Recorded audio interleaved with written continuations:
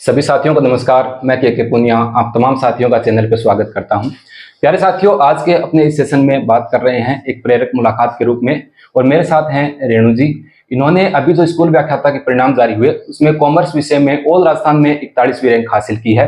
महिला वर्ग में देखें तो इनकी 14वीं रैंक है और पूरे हनुमानगढ़ डिस्ट्रिक्ट में इन्होंने दूसरा स्थान हासिल किया है। तो बहुत बहुत शुभकामनाएं हैं रेणु जी आपको। धन्यवाद सर। आप तमाम साथियों के जो भी सवाल रहते हैं स्कूल व्याख्याता के संदर्भ में, उन तमाम सवालों को आज के अपने इस सेशन में शामिल करने वाले हैं। तो सबसे पहले रेणु जी, आपसे ये जानना चाहेंगे, हमारे साथीगण भी और मैं भी, कि जो 40% का क्राइटेरिया जो कर्मचारी चयन बोर्ड में भी होता है और आरपीएससी भी लागू करती है, स्कूल व्याख्याता में अपने प्रश्न पत्र जो फर्स्ट पेपर जो है उसमें 75 क्वेश्चन टफ होते हैं। उसमें जो 40% का क्राइटेरिया है उस बैरियर को विद्यार्थी किस प्रकार से पार करे? सबसे पहले आप सभी को मेरा नमस्कार। तो जैसा कि सर पूछना चाह रहे हैं कि हम दोनों पेपर में से जो क्वालिफाइंग मार्क्स है 40%, तो उसको हम कैसे प्राप्त करें। तो सर मेरा जो एक्सपीरियंस है, मैंने तो सर कोई भी सब्जेक्ट स्किप नहीं किया था, क्योंकि अगर हम किसी सब्जेक्ट को स्किप करते हैं तो इसका मतलब हम कहीं ना कहीं सिलेक्शन से पीछे रह रहे हैं। क्योंकि सर अगर मान लो कि हम किसी सब्जेक्ट को, हमारा जिस सब्जेक्ट में कमांड है, हम उसको अच्छे से तैयार करके जाते हैं, अगर उसमें से क्वेश्चन बाय चांस ऐसा पूछ लिया कि, क्योंकि आरपीएससी का पैटर्न तो आप देख ही रहे हैं कि कैसे कैसे क्वेश्चन पैटर्न है उनका। जी सर आ रहे हैं। तो अगर उसमें से क्वेश्चन इतना हार्ड आ गया तो वो तो सर कोई भी नहीं कर पाएगा।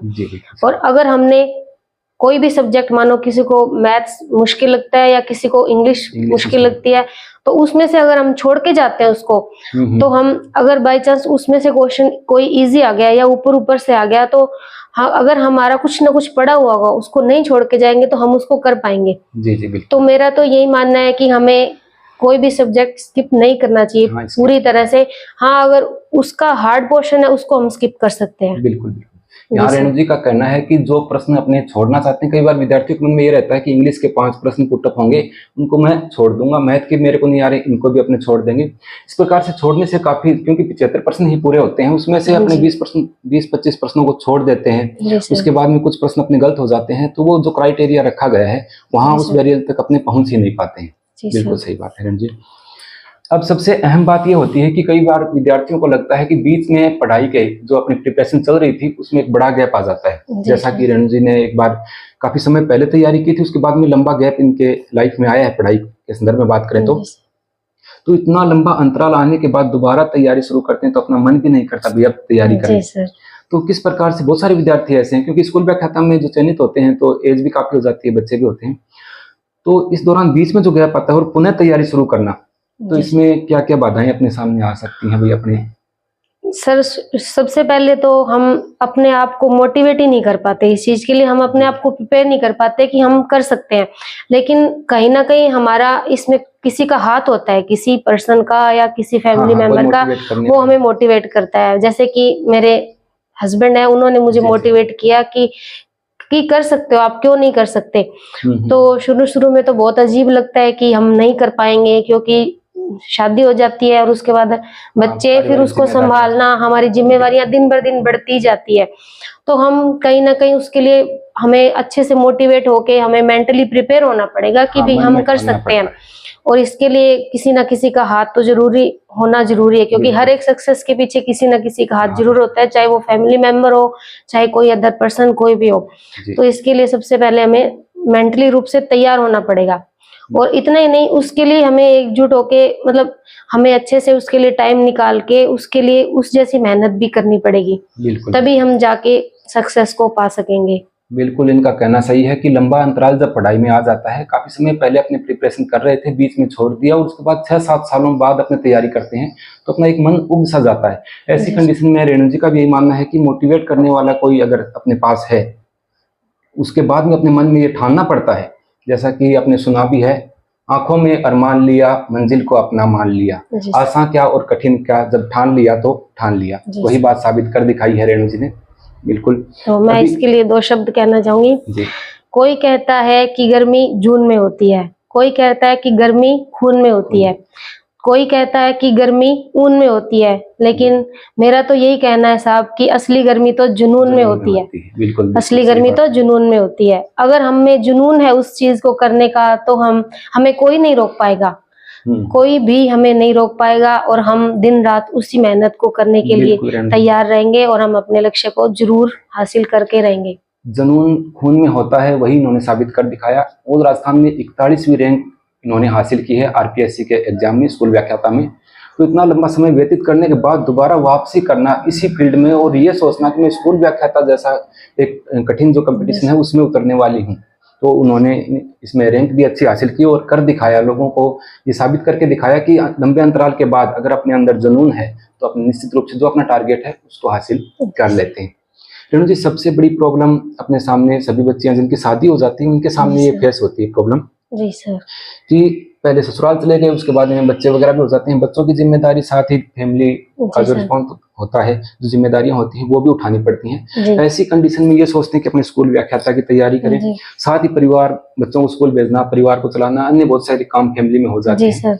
ऐसी कंडीशन में रहकर, परिवार में, संयुक्त परिवार में अपने रहकर, जैसा कि आपने भी तैयारी की है, किस प्रकार से समय निकालें तैयारी के लिए, लाइब्रेरी ज्वाइन करें या कैसे अपने आप को मोटिवेट करें, तो इसके संदर्भ में। तो इसके लिए तो सर मैं मेरी बात करूं तो मैंने कभी लाइब्रेरी ज्वाइन की, क्योंकि परिवार में ऐसे हालात होते हैं कि हम लाइब्रेरी ज्वाइन, चलो किसी के हालात होते हैं कि वो कर सकता है, लेकिन मेरे परिवार का एक सिस्टम ये है कि मतलब आना जाना और फैमिली से बहुत काफी सामाजिक है हमारी फैमिली, समझ लो। तो उसके लिए मैंने तो घर पर ही रहकर तैयारी की थी। ये जरूरी नहीं है कि हम लाइब्रेरी में जाकर ही पढ़े, अगर हमारे मन में पढ़ने की इच्छा है तो हम घर पे भी बैठ के, हम सभी के साथ भी बैठ के पढ़ सकते हैं, जैसा कि मैंने किया। जल्दी जल्दी सुबह उठ के मैं घर का काम निपटा के जितना जल्दी हो सके और जितना जरूरी काम हो उसी को करती थी मैं, और अगर जो काम कुछ ऐसे है जिसको हम टाल सकते हैं तो उसको मैं स्किप करके उसको मैं बाद में करती थी।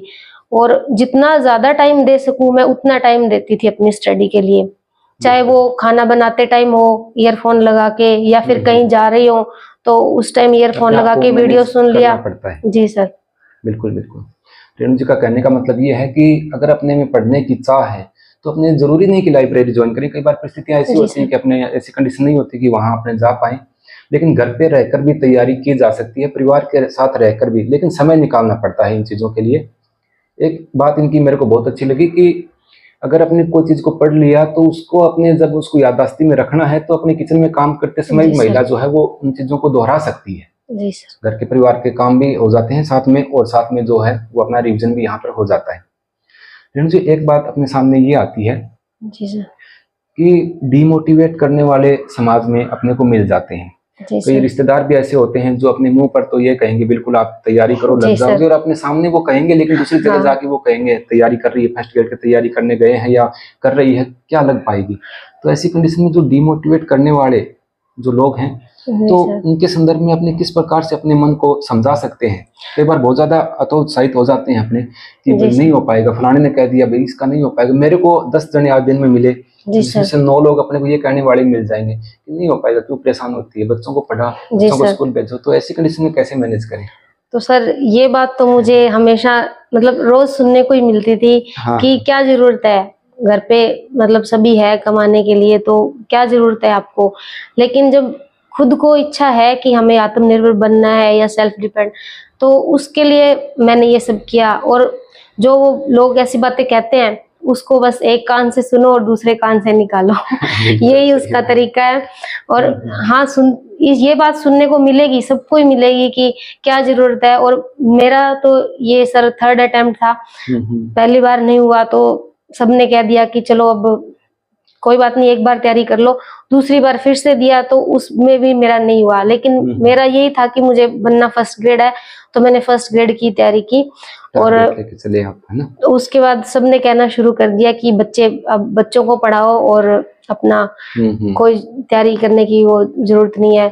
लेकिन मैंने मन में ठान रखा था कि भाई चलो स्कूल व्याख्याता बनना है, एक बार और करके देखते हैं। और इस बार भगवान ने मेरी मनोकामना पूर्ण की। इनका चयन जो है वो यहाँ पर स्कूल व्याख्याता में हुआ। रेणु जी ने अभी बताया कि डीमोटिवेट करने वाले अपने को मिल जाते हैं समाज में, लेकिन एक कान से सुनो दूसरे से निकाल दो। ये बात बिल्कुल सही है। अगर अपने दूसरों की बातों पे इतना गौर करेंगे, यार फलाने ने ये कह दिया कि नहीं हो पाएगा तो अपना नहीं हो पाएगा, इन्होंने कभी इन चीजों पे गौर नहीं किया। जी सर, अब वही लोग हमें मतलब आके हमें हमारी प्रेज करते हैं कि हाँ नहीं भी मेहनत की है इसने, और उस टाइम वही लोग ये कहते थे कि नहीं क्या हो पाएगा। जरूरत है। बिल्कुल, जी ये सर। कई जगह रेणु जी अन्य एग्जाम है उनमें मैंने देखा है, क्योंकि मैं लगातार पढ़ाता रहा हूँ, तो बहुत सारे बच्चे मेरे को जी ये सर। बताते हैं, एग्जाम्पल जो आपने बताया इस टाइप से अपने सामने आता है। लोग जो पहले ये कहते थे कि नहीं हो पाएगा इसका, ऐसे परेशान हो रखा है, वही जॉब लगने के बाद अपने को आके कहते हैं कि मैं तो पहले ही जी कह रहा सर, था इसका हाँ, तो हो जाएगा, वो एकदम से इनका बदल तो हो जाते जाएगा। हम हैं। अपने विचार बदल जाते हैं, जी सर। क्योंकि पद के अनुसार उनको लगता है कि हाँ अब चयनित हो गए, रिश्तेदारों में भी जी कई ऐसे मिल जाते हैं, आस पड़ोस में भी हो जाते हैं।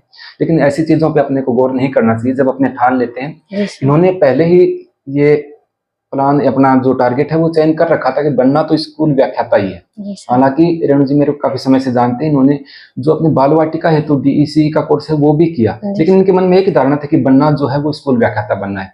पहले स्टेम जो पहला जो चरण इन्होंने दिया, दूसरा स्टेप हुआ और तीसरे में इनका यहाँ पर चयन हुआ और अच्छी रैंक के साथ यहाँ पर ये चयनित हुए हैं।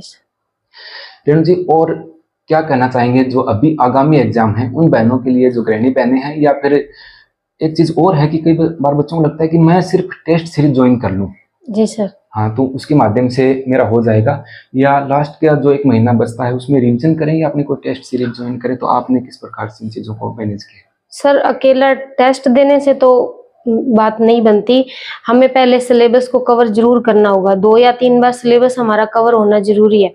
उसके बाद हमें ये बात तो है कि अंतिम जो महीना होता है उस महीने में तो हमें प्रैक्टिस करनी चाहिए, जितने हम टेस्ट दे सके, जितनी हम क्वेश्चन निकाल सके, जितने हम, तो वो हमारे लिए उतना ही हमारे लिए प्रैक्टिस होगी हमारी और हमारे लिए बेहतर होगा। और हमें, मैं और महिलाओं को यही कहूंगी कि अपना जुनून मत छोड़िए, किसी के लिए अपना जो लक्ष्य है उसको दांव पे मत लगाइए और हिम्मत मत हारिए और मेहनत करते रहिए। जरूर आप सक्सेसफुल होंगे और जरूर आप एक शिक्षक बनेंगे। बिल्कुल रेणु जी, तो यहाँ पर अपने बातचीत की तमाम बातें जो हैं, रेणु जी ने जो इनके विचार थे, किस प्रकार से इन्होंने तैयारी की, किस प्रकार से अपने को तैयारी करनी है और डिमोटिवेट जो लोगों के कहने पर नहीं होना है, पारिवारिक जिम्मेदारियों के बीच में रहकर भी किस प्रकार से तैयारी की जा सकती है, इन तमाम बातों पर आज के अपने इस सेशन में, इस प्रेरक मुलाकात में रेणु जी से बातचीत की गई है। तो आपके जो भी कमेंट हो आप जरूर कमेंट में बताइएगा। रेणु जी आप यहाँ पर पधारे, बहुत बहुत धन्यवाद है आपका। तो मिलते हैं किसी अन्य सेशन में, तब तक के लिए नमस्कार, जय हिंद।